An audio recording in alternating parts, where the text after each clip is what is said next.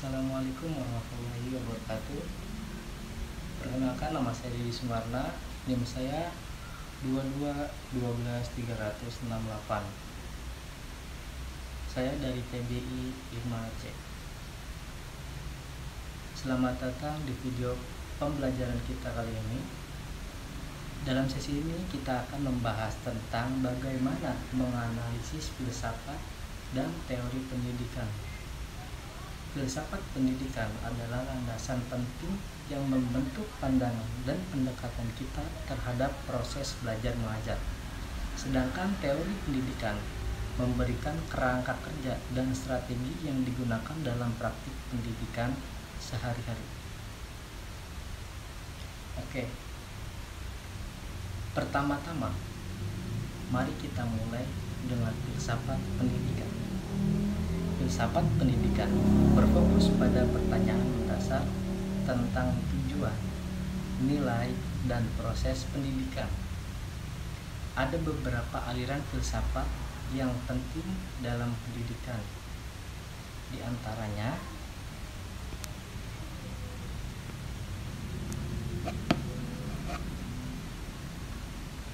premialisme.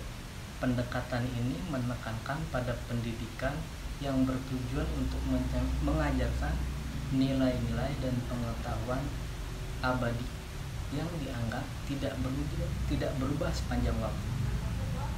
Pendukung premialisme percaya bahwa pendidikan harus berfokus pada karya-karya klasik dan prinsip-prinsip moral yang universal.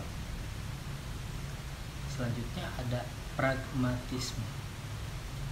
Dalam aliran ini, pendidikan dianggap sebagai sarana untuk memecahkan masalah dan beradaptasi dengan perubahan. Filsafat pragmatisme ini menekankan pada pengalaman langsung dan pembelajaran berbasis masalah, di mana siswa belajar melalui eksperimen dan pengalaman praktik. Selanjutnya ada progresisme.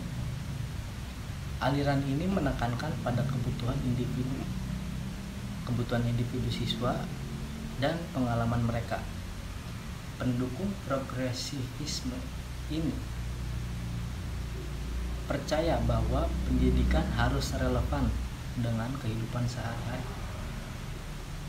dan membantu siswa mengembangkan keterampilan berpikir kritis serta memecahkan masalah secara mandiri. Selanjutnya ada eksistensialisme. Filsafat ini berfokus pada kebebasan individu dan pengembangan pribadi.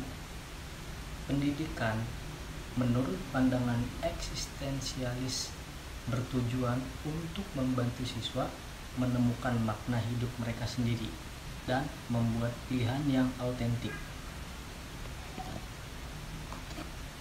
Oke, selanjutnya mari kita tinjau beberapa teori pendidikan yang berpengaruh dalam praktik pendidikan.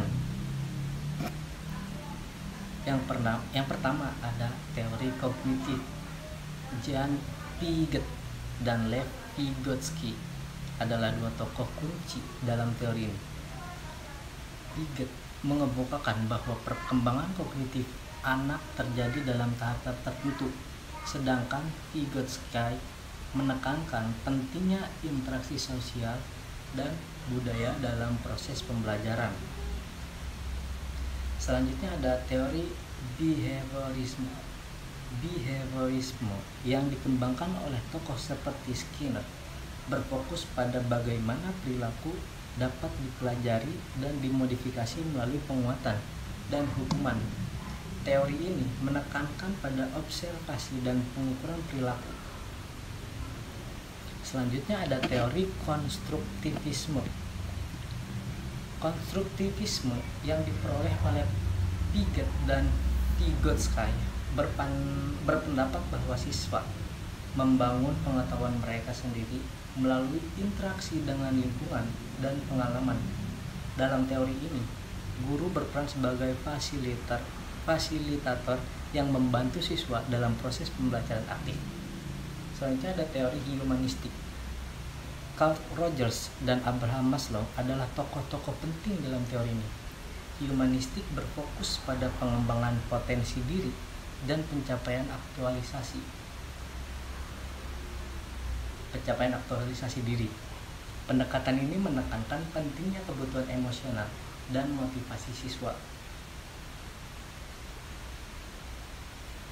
Mungkin ya itu saja beberapa materi yang bisa saya sampaikan dalam video ini. Dan sebagai kesimpulan, filsafat dan teori pendidikan memberikan landasan yang penting untuk memahami dan merancang proses pembelajaran. Filsafat pendidikan membantu kita menentukan tujuan dan nilai dari pendidikan itu sendiri.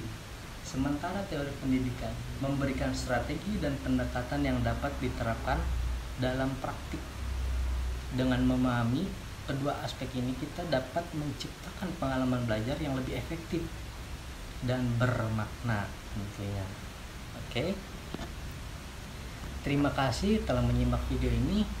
Jangan lupa untuk like, komen, dan subscribe untuk mendapatkan pembaruan materi pendidikan lainnya.